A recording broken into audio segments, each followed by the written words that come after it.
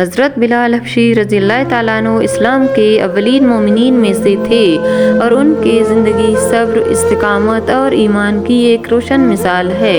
ان کا اصل نام بلال بن رباح تھا اور وہ حبشہ موجودہ ایتھوپیا کے رہنے والے تھے۔ وہ مکہ میں ایک غلام تھے اور ان کے مالک امیہ بن خلف جو کہ قریش کے بڑے سرداروں میں سے تھا ان پر ظلم و ستم کرتا تھا۔ اور حضرت بلال حبشی کا اسلام قبول کرنا۔ جب نبی کریم صلی اللہ علیہ وآلہ وسلم نے اسلام کی تبلیغ شروع کی تو حضرت بلال رضی اللہ تعالیٰ عنہ نے اولین افراد میں شامل تھے جنہوں نے اسلام قبول کیا۔ اس وقت مکہ میں جو بھی اسلام قبول کرتا اسے شدید مظالم کا سامنا کرنا پڑتا تھا۔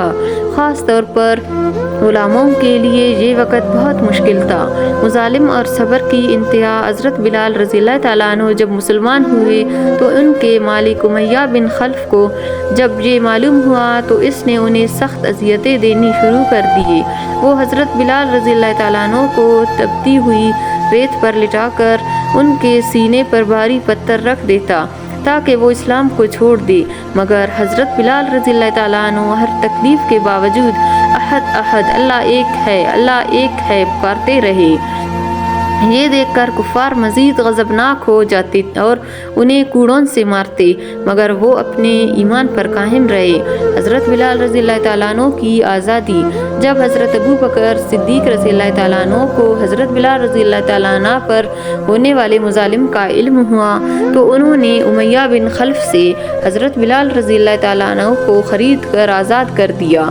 آزادی کے بعد حضرت بلال نے اپنی زندگی اسلام کی خدمت میں گزار دی اور ہمیشہ نبی کریم صلی اللہ علیہ وآلہ وسلم کے قریب رہے۔ یہاں مدینہ ہجرت کے بعد جب مسجد نبوی تعمیر ہوئی تو اذان دینے کا نظام قائم کیا گیا۔ نبی کریم صلی اللہ علیہ وآلہ وسلم نے حضرت بلال کو اسلام کا پہلا مؤذن مقرر کیا کیونکہ ان کی آواز خوبصورت اور دلکش تھی۔ ان کی دی ہوئی اذان کو اہل مدینہ بہت پسند کرتے تھے۔ فتح مکہ اور بیت اللہ کے چھت پر اذان۔ جب 8 ہجری میں مکہ فتح ہوا تو نبی کریم صلی اللہ علیہ وآلہ وسلم نے حضرت بلال کو حکم دیا کہ وہ خانہ کعبہ کی چھت پر چڑھ کر اذان دے۔ یہ وہی مکہ تھا جہاں حضرت بلال پر بے پناہ ظلم و ستم کیے گئے تھے، مگر آج وہی بلال اللہ کے گھر کی چھت پر کھڑے ہو کر اللہ کی کبریا کا اعلان کر رہے تھے۔ نبی کریم صلی اللہ علیہ وآلہ وسلم کے وصال کے بعد اذان چھوڑ دینا۔ جب نبی کریم صلی اللہ علیہ وآلہ وسلم کا وصال ہوا تو حضرت بلال رضی اللہ تعالیٰ عنہ بہت نڈال ہو گئے۔ آپ کی غم نے انہیں نڈال کر دیا اور آپ بہت غم زدہ ہونے لگے اور مدینہ میں اذان دینا چھوڑ دی۔ وہ نبی کریم صلی اللہ علیہ وآلہ وسلم کی غیر موجودگی میں اذان نہیں دینا چاہتے تھے کیونکہ جب بھی وہ اذان دیتا تو نبی کریم صلی اللہ علیہ وآلہ وسلم کی یاد تازہ ہو جاتی اور وہ شدت غم سے بے قابو ہو جاتے۔ مدینہ میں دوبارہ اذان دینا۔ ایک روایت کے مطابق نبی کریم صلی اللہ علیہ وآلہ وسلم کے نواسے حضرت حسن رضی اللہ تعالیٰ عنہ اور حضرت حسین رضی اللہ تعالیٰ عنہ نے ان سے درخواست کی کہ وہ مدینہ میں ایک مرتبہ پھر اذان دے۔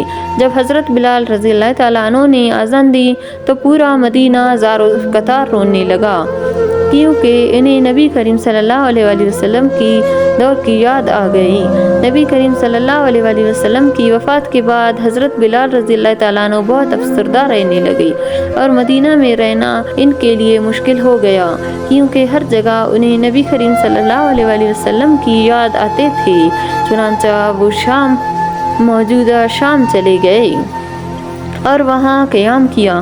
حضرت بلال رضی اللہ تعالیٰ عنہ کی آخری زندگی اور وفات۔ حضرت بلال رضی اللہ تعالیٰ عنہ نے دمشق میں سکونت اختیار اور وہیں 20 ہجری کے قریب وفات پائی۔